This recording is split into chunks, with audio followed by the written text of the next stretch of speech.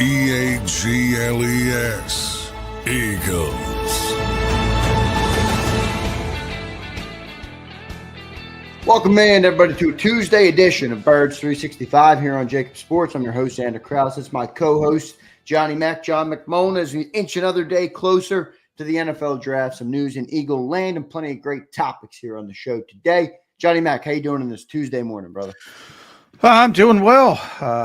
A little windy up here, Zander. Keep you up to date on the beautiful weather I'm sure you have. We are not having it up in the Delaware Valley. So. Yeah, I'll tell you what, Johnny Mac, you come down here and you're not ready for it, brother. That's this heat down here. You walk out, you got sweat dripping off in seconds down here. So it's hot down here. But now all good, Johnny Mac. A couple things happened yesterday in Eagle land. Well, not happened, but a couple more reports in the top 30 visits. We'll talk about that today.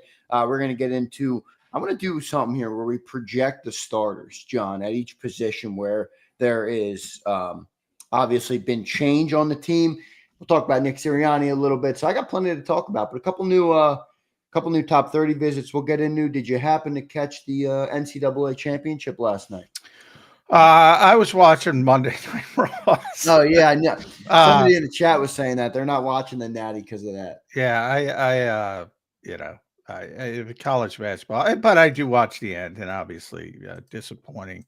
But Howie keeps winning, man. I'll tell you, Howie's a Florida guy, for those who don't know. So, yeah, Howie got another one from that perspective. There you go. So congratulations to Florida, but, the NCAA tournament's lost its luster over the years. We talked about it, 4 number 1 seeds, the upsets, the Cinderellas. Not as much fun as it used to be. Plus, the game has changed. Yeah, so, but for all those who enjoy it, it's obviously still an exciting moment. And I was shocked to find out that Florida is the only team that has 3 national championships in basketball and football.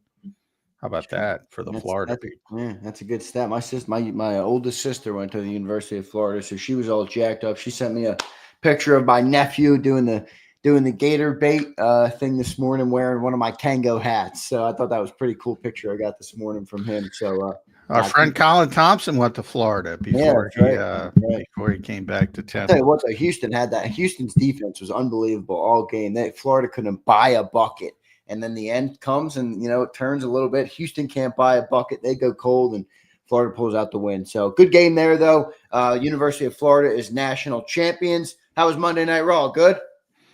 Yeah, it was pretty good. No Rock, though. So that was for those asking. Yeah, that's a bit of a strange situation. So, it's tough to book if you don't know when he's going to be there. Yeah, right. But that's the wrestling equivalent of rich people problems. So we'll see how it shakes out. But, it's almost WrestleMania time, right before the draft this year. Yep, it's a couple weeks away, so we'll see how that all goes. Johnny Mac in Eagle land, let's get into some of the Eagle news. We'll talk about plenty of topics today here on the show. Yesterday, 2 new top 30 visits, John, another cornerback and another defensive tackle as they continue to as at least it continues to reveal potentially what this team is thinking for the draft this year. Defensive tackle TJ Sanders from South Carolina. I know we have a couple of South Carolina people in our chat. So there you go, a South Carolina player, TJ Sanders, defensive tackle. And then an Ole Miss cornerback, Trey Amos. All right, so another cornerback is in, Johnny Mac. And there you go, defensive line, cornerback, offensive line. That is the theme of these top 30 visits, Johnny Mac.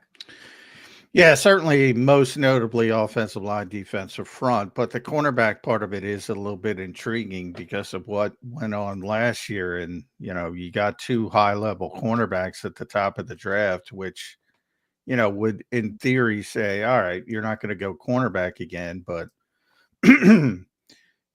if you think about what the Eagles lost, they did lose some significant numbers when you talk about Darius Slay, salary cap casualty, Isaiah Rodgers, free agency, potential to start elsewhere, and then even Avonte Maddox, which I know people don't care much about, but the guy played all over the place. He played nickel, he played dime, he played safety.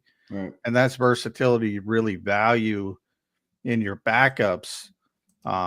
So that's what they lost. And, there's some, I'm high on Kelee Ringo. That hasn't changed, but I do think the Eagles' strategy of looking at so many corners tells you that they might not be quite as sold on some of these younger corners, and that includes obviously Eli Ricks as well, and even guys down the roster like lesser known guys like AJ Woods and Tariq Castro Fields, guys who are here, Perry Nickerson, who's more of a veteran guy, but it tells you they don't quite think as much as those players as they might claim, Right. when they try to punch them up. But yeah, so if you look at Amos and Maxwell Hairston, those guys are in the equation for being right there as bridge picks, 32 to 42, somewhere in that range. Maybe 30 to 45, somewhere in that range. And then Jacob Parrish is more of played outside, as most people do in college, but because of his size deficiency, probably is going to be projected to be a nickel player in the NFL. He's probably more the depth guy. You hope balls to day 3, maybe that type of thing. But Right. to me, the theme is more important. The theme is always more important with these visits. And I don't know what people think, because we said it. These were revealed yesterday, not that they actually worked out yesterday. Right. I just want to clarify that. But the theme is more important to me, and they're looking at corners. So that tells me they're not as confident in their depth as they perceive to be at times when they talk about it. We'll see what ends up happening. He's 6'1", Johnny Mac. So yesterday we talked about the corner Jacob Parrish. He was a little smaller. I think he was 5'9". He's a nickel guy. He's a nickel guy. So this, Trey Amos here, 6'1", 195. So he's going to project it more as an outside corner. But maybe that does tell John that Kelee Ringo not impressive to them, or they're not sold that he's going to be the answer. I mean, if they draft another cornerback in the first round, I'll be stunned. I'm not going to lie. I'll be stunned. So will I. They have such a need up front at a position they value more at positions, because it's multiple positions. And it's much deeper too. So I'm continuing to play the odds here. Now, obviously, when you talk about the way draft people on the internet talk about it, the Eagles are not going to like every player they tell you it's going to be a first round pick. That just doesn't work that way. Right. So, all these defensive front people, whether they're defensive tackles, edge rushers, they're not going to like all of them. But there's more of those than there are of cornerbacks that are worthy of that first spot, whether they pick a 32 or trade up, targeted trade up, or targeted trade down. There's just more of them. So it's more likely. And you've seen how many defensive front people they've looked at, TJ Sanders, or are doing their homework on, TJ Sanders being the latest. I think the odds are still dramatically in that favor. Offensive line 2, and then cornerback, though, you would have to say is 3, and that's a bit of a surprise. Yeah. Although maybe it shouldn't be, considering the 3 players they lost. Yeah. Well, what do you think of TJ Sanders, John? Big defensive tackle coming in, another one there to come in. South Carolina player. He was pretty damn good in college. I mean, I'm an SEC watcher, so I did watch him. Obviously, wasn't completely locked in, but I like that. I like that move. We'll see what they, obviously they end up landing him. But what do you think of that player? Yeah, I mean, he's a legit potential first round pick, so he could be in the mix for 32 if you're going to stay there in falls. And he's Right. just a carbon copy of the style, not the player, but the style of Milton Williams. So, I mean, that to me is a day one starter. And there's really two guys that you could probably say that about that could potentially, and Walter Nolan being the other one, but somebody's got to fall to 32. Daniel Jeremiah was tweeting yesterday, and it's every year, and I've mentioned it on the show. He's talking to agents, and they got 67 first round picks. I mean, somebody's got to fall. Right. DJ's quote was, "Great news. I've talked to a bunch of agents, and apparently there are going to be 67 first round picks this year." They hype up everybody. And you hear this and everybody, and you'll see it all the time. Like, I get it with the kid from UCLA. Oh, he's going to be a first round pick. Well, he might be because he's got a high ceiling, but he could also be a third round pick. Kaylee Ringo, back in the day, people were hyping up early in the process as first round pick. He came in the draft almost certainly a second round pick. And all of a sudden he's there at the top of the fourth round. Right. Don't buy into these, oh, everybody's going to be a first round pick type of thing. Well, some of these guys got to fall. And if one of those two players and TJ Sanders, that to me is a day one starter. Got to get him now. Yeah, it's true. I think Howie could trade up. Could Howie surprise us here and trade up in this draft? I've been wondering that for a couple weeks on the show, but I think he really could. With all these fifth round picks, these guys got a lot of extra picks in the next couple of years. This is a year you got to get production, and really it's going to be valuable if you get a good productive player on a rookie contract, especially with where they are. I think Howie could trade up in this sucker, Johnny Mac. Could always trade up. I mean, you got to like the player. You got to. I think people get, if you like somebody and he falls in your realm, right? You go up and get him. And if there's a concern that they did it with Jordan Davis because they thought Baltimore was going to take him. They did it with Devontae Smith because they thought the Giants were going to take. They did it with Dallas Goedert because they thought Dallas, no pun, Dallas Cowboys were going to take it. If they like a player and they see a roadblock, but you got to like a player. If it's a cluster of players and you got four guys that you're comfortable with, and there's two spots in between, then you're not going to trade up, and you might even trade down if you feel comfortable. Right. So that is always that debate going on. But if you like somebody, like to use TJ Sanders as an example, and you say, oh, this team needs a defensive tackle, you got to go up and get them if you want them. Yeah, well, the biggest hurdle with going up in my eyes is even to go up a couple of spots, John. It's a lot. I mean, it's going to cost a lot to go up, even to, let's say, 25. Like, what do you think it would cost? Let's just run through that real quick. What do you think it costs if the Eagles want to go to 25 or 26 to grab a TJ Sanders? That's a little bit too high, but I don't think they're going up that high. But you think a 28, 29 range? Yeah, I think very targeted trade up. Like I said, they went from 15 to 13 with Jordan Davis. They went from 12 to 10 with Devontae Smith. They went from Jalen Carter was 10 to 9, I think. 10 to 9. So I don't think they're going up that kind of leap. But as you go down, obviously, if you're using Jimmy Johnson's chart or using a more modern chart, if you're talking about, there's a big difference between, a top 10 pick and 32nd. So,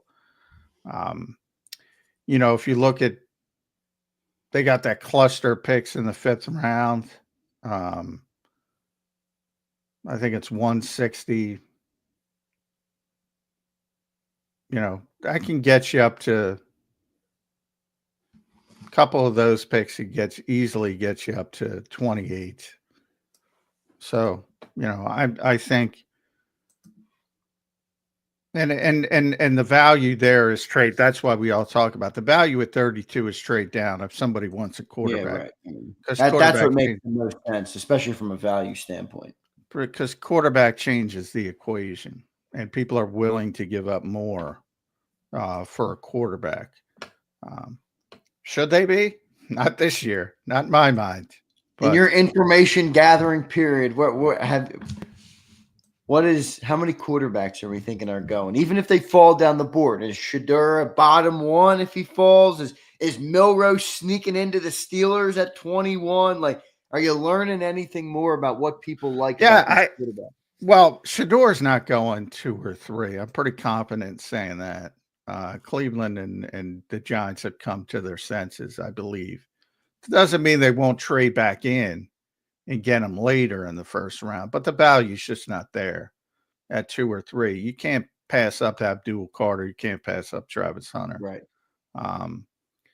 To me, the value's not there. That's what I've heard from people in the league. Now, Schefter's out there. Back on Cam? What's that? With that being said about Shedeur, and you think Cam or Abdul and Travis Hunter being there, makes it a lot harder to pick those quarterbacks. What about the Titans? No, the Titans are taking Cam Ward. So you like that, but you? No, I don't like it. Sense that Cam Ward at 1. It's hard to pass up Abdul Carter, I think. I don't like it at all. But quarterbacks are they're more valuable. They are more valuable, and they're desperate, and they're in the position they're in. But I think he's a legit top 15 pick. But no, if you're just lining him up against Abdul Carter as a football player, Travis Hunter as a football player, it's not close. But it's that way a lot for quarterbacks. I don't think Shedeur Sanders belongs anywhere near the top 10. I think, if you look at New Orleans at 9, that's a potential. With Kellen Moore, I would advise against that, Kellen. But they have the Raiders, but they just inked Geno Smith to an extension. Yeah, and then you talk about 20. I think Pittsburgh's at 21. Yeah, 21. But to your point, I think 4 might go in the first round, and only 1 might deserve it. And you can make an argument about Shedeur. I have no problem with somebody taking Shedeur later. Yeah. 32. I would think 32 would be the floor for Shedeur. There's no way he falls. I don't even think he falls to 32. I think the floor is probably 21-ish. Yeah, I'm just saying if there was some sort of a run where you get past the quarterback needy team, you know what I mean? And then he falls like Lamar did or something, I would say 32 would have to be the absolute floor for him. Yeah, I mean, in PFF, and the only reason I'm using PFF is because they're the first out with their draft guide. So yeah, and I downloaded it. Their draft guide's excellent. Yeah, and they have him as the 45th ranked overall prospect, Shedeur Sanders, and Cam Ward's 20.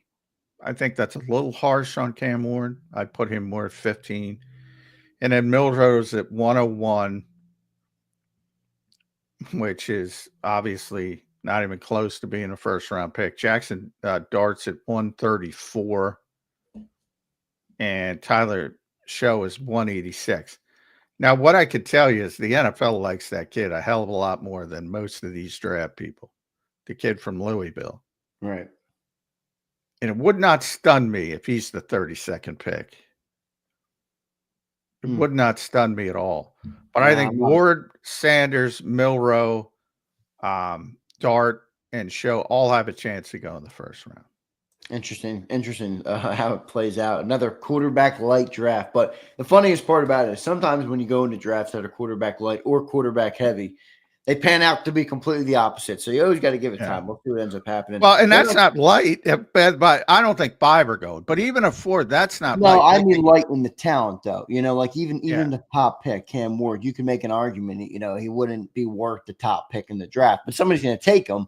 I'm just saying it's not like last year. It was quarterback 1, 2, 3. It was happening whether we liked it or not. You know, so a little bit of a different look. The one other guy, John, that was reported that's going to be visiting the Eagles was that William and Mary tackle we've talked about, Charles Grant. Now, Ian Rappaport put out yesterday, Charles Grant's visiting the Titans today. He has the Ravens, Eagles, and Bengals coming up. So that was from Rappaport. Met with the Texans last week. So that was from Rappaport. But we've talked a lot about that player. He would be a great, day 2 pick, or maybe even a day 3 pick if he falls far enough. I don't know how far he would fall, but I do like that player. Obviously, a William and Mary player. So you got to figure out how good he is versus how bad the competition was. But graded out super high. And could be a good player for Jeff Stoutland University. Yeah, I don't know how you get him. I think you're in no man's land. You can't keep him you can't take him at 32. He's probably not going to last till 64. So you think he's second rounder? Yeah, he's got so much upside. I think somebody will jump. And plus, there's not a ton of like last year was tremendously deep at defense, offensive tackle. This year, not nearly as deep. So some guys like that are going to get pushed up the board a little bit. Campbell's going to be a big time pick. Membu's going to be I think he's going to be a top 10 pick. He might be the guy that shocks people. Then you got Josh Simmons. I'm not in love with him. Kelvin Banks. Connor Lee's a guy the Eagles have looked at. And then you have some of the guys who play multiple positions. Gray Zabel, Donovan Jackson, another player the Eagles have looked at. Marcus Embo's another player the Eagles have looked at. But Charles Grant is, probably got a higher ceiling than all of those just from an athleticism, raw potential standpoint. But he played at William and Mary. Yeah. So it's hard to – he was a tremendous college player at that level, but it's hard to gauge level of competition. It always is. One of the knocks I keep seeing with him is he's not strong enough, which is typical of NFL offensive linemen, rookie offensive linemen. They got to get sort of a year in the weight room, an NFL level strength program. So that's kind of built into it. And plus he's, more of a luxury pick, I would say. Obviously he's not playing right away. I haven't seen much talk about his potential to move inside. And I think that hurts him. Everybody looks at him as a natural tackle. And here you want the heir apparent to Lane Johnson, but you also want to start him at right guard. Right. And then kick him outside when you need him, whenever that is. I don't necessarily see that. So I don't think it's going to work with the Eagles, but if it doesn't work somewhere else, keep that name in mind. You might be here a couple years down the road. Yeah, exactly. That's what typically or sometimes does happen. So we'll see how it all shakes out with that. John, what do you think of so far the names that have come in? You talked about how you look for themes. And I'm going to get the one super chat here that's from our girl SMD Eagles, and she checks in. She says, "Good morning, gentlemen. Johnny Mack, on a scale of 1 to 10, 10 being the highest, how much faith do you think Vic has in Ringo being the starter for the year?" And I think that goes well with the theme because you talked about earlier. Well, a lot of cornerbacks are coming in for visits, including guys who could be first-round draft picks. Maybe they're not so sold on Keely Ringo. What do you think about SMD Eagles' question here about faith in Keely Ringo to be the starter for the year? Well, if you're talking about Vic specifically, I mean, Vic is he's tough, man. So until you prove it to him, I think, when people have brought up pretty consistently, well, Isaiah Rodgers was the backup last year, not Keely Ringo. And that's true. And why? Because Vic felt Isaiah Rodgers was ready to play more. Now, Ringo has a much bigger upside, but you got to prove it to him, man. And a lot of people talk about experience, and he likes that. But Quinyon Mitchell won him over. Cooper DeJean won him over. So Ringo could have won him over, and he didn't from that standpoint. Now, the Eagles are very high on him. A.J. Brown's very high on him. Big's tough, though. And I think the themes that are telling you, and it's not just Kaylee Ringo, it's Eli Ricks, it's some of the lower cornerbacks that people don't talk about, the A.J. Woodses of the world, Tariq Castro Fields, as I mentioned, some of these backup outside corners, I think it tells you that they don't have a ton of confidence in them at this point. Not that Ringo's not going to be here. Worst case scenario is going to be one of the best special teams players, but they also brought in Adoree Jackson for a reason, as an insurance policy. So it's to me, it's very unlikely they're going to be able to draft a cornerback at 32, or even if they trade down to 40, 42, whatever. I still find it very hard to believe they're going to be able to draft a cornerback in that position. They just have too many other issues they have to deal with, significant issues on the defensive front, potentially a tight end. We looked at a tight end, which is bizarre to me. I think they're trying to keep that under wraps for as long as possible. I find it very hard to believe. Now, if they draft Parrish later, but that's not going to help you outside. No. 5'9". So, it's going to come down to training camp. If he plays well, and that's what I think the Eagles are hoping for, he'll be the starter. But if he doesn't, it's probably going to be Adoree Jackson. Yeah, it's funny because I would think, all right, if they draft a cornerback, maybe second or third round, but they're bringing in guys that are potential first round. Maxwell Hairston, Trey Amos, these are guys that are, as we've talked about them, they're middle guys. They might be late first, they might be early second. For some of them, maybe they go even earlier, depending on how the board falls. But it'd be interesting, man. I don't think they would do it. But I don't know why use top 30 visits if you're not thinking about it, I guess, right? Well, yeah, that's why I pay attention to the themes. So, again, when you play the odds, if they trade back, like I don't think they're taking Trey Amos and Maxwell Hairston at 32, but if they trade back to say 40, right, and he's the better player than what's left at defensive tackle or what's left on the edge, they'll take him. So that depends on other teams and what they go and the players the Eagles like. But, you've seen, yes, they've looked at more cornerbacks than I expected, or most people have expected. But they've looked at a boatload of edge rushers and defensive tackles. A boatload.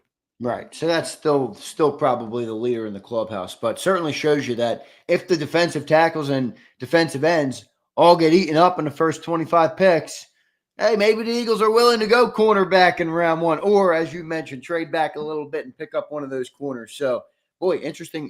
I did not think for sure that would be, even a chance at the first pick, just because they spent the first two picks last year in the secondary. And I'm like, oh, they got Keely Ringo. I don't think they're going to use that pick. They need that defensive line. Now, I still think they're going to go defensive line, but we'll be interested to see how that falls there, Johnny Mac. So good stuff there. One more super chat here. What the Duck Auto? I like that name. What's up, brother? Appreciate you being here. He says, chance we retain Bradbury and restructure, J-Mac. Wow. Didn't expect a Bradbury question this morning. Bradbury. Well, they don't have to restructure anything because he's gone. They would have to bring him back. No, that's not going to happen. They already released him. So he's done so. He's gone to What the Duck Auto. Appreciate James Bradbury's time here.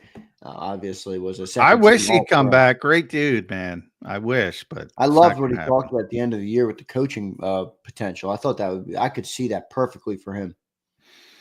Yeah, I asked him about being a coach, and but he still wants to play, and obviously it's coming off a bad situation. He'll be somebody to look at after the draft. He'll sign somewhere because he wants to play, but he's thinking about being a coach whenever he is done. Good stuff there. Appreciate that super chat. What the Duck Auto. Johnny Mac got some couple of other things we're going to get into. I do want to do the projecting of the starters, and then I want to talk Sirianni. All right, we talked a lot about Sirianni last year after the collapse. All right, they kept Sirianni. They brought in coordinators, and you talked a lot about the setup.